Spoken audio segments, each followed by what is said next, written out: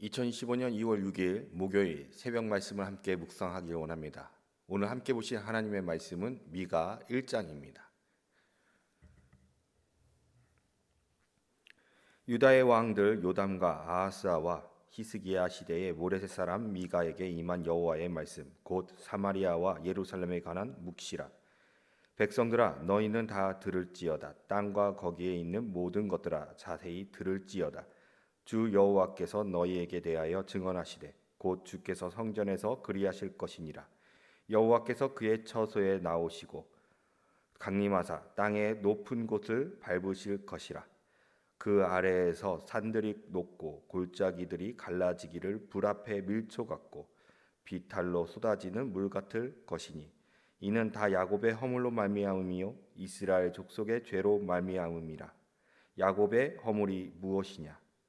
사마리아가 아니냐? 유다의 산당이 무엇이냐? 예루살렘이 아니냐?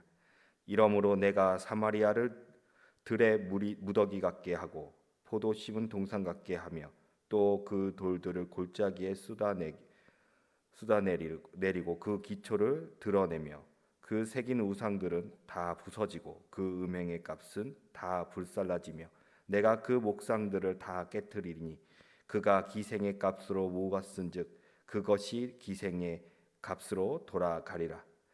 이러므로 내가 애통하며 애곡하고 벌거벗은 몸으로 행하며 들깨같이 애곡하고 타조같이 애통하리니 이는 그 상처를 고칠 수 없고 그것이 유다까지도 이르고 내 백성의 성문 곧 예루살렘에도 미쳤음이니라. 가드에 알리지 말며 도무지 울지 말지어다. 내가 베들레아브아라에서 티끌에 굴렀도다. 사빌 주민아, 너는 벗은 몸에 수치를 무릅쓰고 나갈지어다.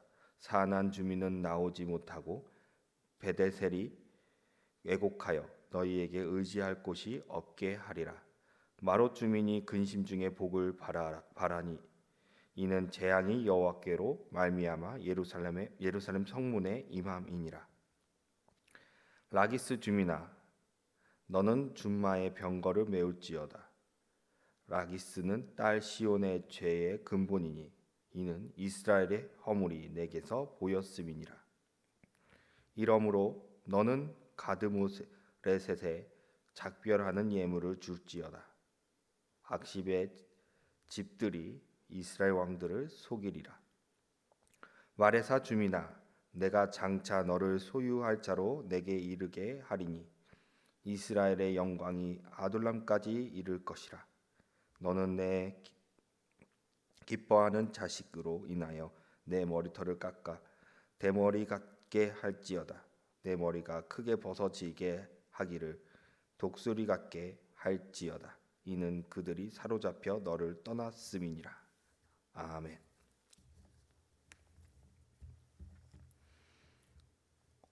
오늘은 눈물로 회개하라는 제목으로 말씀을 묵상하기 원합니다. 신약의 로마서의 작은 로마서 하면 갈라디아서를 뽑듯 구약의 작은 이사야 하면 미가서를 말합니다. 이사야의 10분의 1도 안 되는 분량이지만 이사야처럼 명확하고 호소력이 있다 하여 작은 이사야라 말합니다. 미가는 모레셋 사람으로 예루살렘에서 남쪽으로 35km 떨어진 해발 400m에 달하는 고지대의 작은 요새의 출신입니다. 이곳은 군사 요충지이며 쉽게 공략할 수 없는 곳이지만 아시리아의 사네립이 주전 701년에 점령한 유다의 46개 성읍 중 하나입니다. 사네립의 지휘 아래 있던 가나안 지역의 나라들이 반기를 들자 하나씩 점령해 나가면서 유다도 풍전등화 위기 속에 있었으나 히스기야 때 지속적인 종교개혁과 믿음에서 비롯된 축복의 결과로 하나님의 도움을 받을 수 있었던 곳입니다. 뿐만 아니라 히스기야 종교개혁 때 아시리아 군의 침략에 대비하여 예루살렘 성 밖에 있는 기온샘에서 성 안으로 물을 끌어들이는 터널을 만들면서 위기를 잘 넘기는 계기가 됩니다. 그러나 국제 정세의 불안으로 유다 내부에도 좋지 못하면서 빈익빈 부익부 현상이 드러나지고 공동체 정신이 악화되기 시작하였습니다. 사회 전반적으로 한탕주의뿐만 아니라 남에게 해를 입혀서라도 자신의 욕구를 채우고자 하였던 시대, 가난한 자들에게 고리대금업으로 착취하고 권세가들에게 뇌물을 받고 힘 있는 자들과 부유층의 손을 들어주었던 시대, 정의보다는 불의를 행하면서 하나님의 심판을 피할 수 없게 되었습니다. 첫 번째로 하나님의 심판하러 오심입니다. 본문 2절에서 4절의 말씀을 보면 백성들아 너희는 다 들을지어다. 땅과 거기에 있는 모든 것들아 자세히 들을지어다. 주 여호와께서 너희에게 대하여 증언하시되 곧 주께서 성전에서 그리하실 것이니라. 여호와께서 그의 처소에서 나오시고 강림하사 땅의 높은 곳을 밟으실 것이라. 그 아래에서 산들이 높고 골짜기들이 갈라지기를 불 앞에 밀초 같고 비탈로 쏟아지는 물 같을 것이니. 하나님의 소송으로 시작되는 본문에 하나님께서 처소에서 나오시어 땅에 강림하시는 직접 세상 인류의 역사에 개입하시는 장면을 나타내고 있습니다. 높은 산들이 불에 초가 녹듯이 허망하게 없어지는 것입니다. 자신들은 주의 백성이라 하던 자부하던 이스라엘 백성이 어느덧 하나님의 원수가 되어 있고 본문 2절에서 선지자는 자세히 들으라고 외칩니다. 부족한 지혜와 지식을 얻으라 외치고 있는 것이 아니라 그들이 지금 생사의 갈림길 앞에서 어떻게 결정되어 가는지를 들어야 한다고 외치는 것입니다. 왜 심판을 받는지 깨달아야 하기 때문인 것이지요. 하나님의 심판이 왜 있는지 알지도 못하고 세상이 힘들어 받는 고난이라 여기며 살아갈 때가 우리는 종종 있습니다. 오히려 하나님께 도움을 또는 회개를 하지 못하고 물 흘러가듯 넘어갈 때가 종종 있지요. 삶의 작은 것일지라도 짧은 순간일지라도 하나님께서 모든 순간들을 통하여 우리를 훈련하시고 양육하시고 우리를 거듭나게 하십니다. 첫 번째 대지를 통하여 이렇게 적용하길 원합니다. 하나님께서 내 삶에 언제 개입하시는지는 말씀과 기도로 깨달을 수가 있습니다. 말씀이 내 삶의 거울처럼 비춰주기 때문입니다. 두 번째로 하나님께서 심판하러 오신 이유입니다. 본문 5절에서 7절 말씀을 보면 이는 다 야곱의 허물로 말미암음이요 이스라엘 족속의 죄로 말미암음이라. 야곱의 허물이 무엇이냐? 사마리아가 아니냐? 유다의 산당이 무엇이냐? 예루살렘이 아니냐? 이러므로 내가 사마리아를 들의 무더기 같게 하고 포도심은 동산 같게 하며 또 그 돌들을 골짜기에 쏟아내리고 그 기초를 드러내며 그 새긴 우상들은 다 부서지고 그 음행의 값은 다 불살라지며 내가 그 목상들을 다 깨뜨리리니 그가 기생의 값으로 모았은즉 그것이 기생의 값으로 돌아가리라. 하나님의 심판하시는 이유를 말씀하고 계십니다. 5절에 사마리아를 이스라엘의 산당으로 예루살렘의 유다의 산당으로 비약하고 있습니다. 이는 그들의 죄가 여호와께 등을 돌리고 우상 숭배하는 것을 말하고 있는 것이지요. 7절에서 이 사마리아의 우상 역시 이들의 영적인 부패를 지적하고 있는 것입니다. 북이스라엘이나 남유다나 이들이 전적으로 여호와 하나님께 등을 돌리고 우상만을 숭배하는 것은 흔치 않은 일입니다. 오히려 둘 다 섬기며 종교적 복합주의가 일어났기 때문에 이것이 문제가 되는 것입니다. 그러나 하나님께서 말씀하시는 것은 둘 다 섬기든 아니면 우상 하나만 섬기든 여호와 하나님께 등 돌리는 행위라는 것입니다. 이는 여호와 하나님과의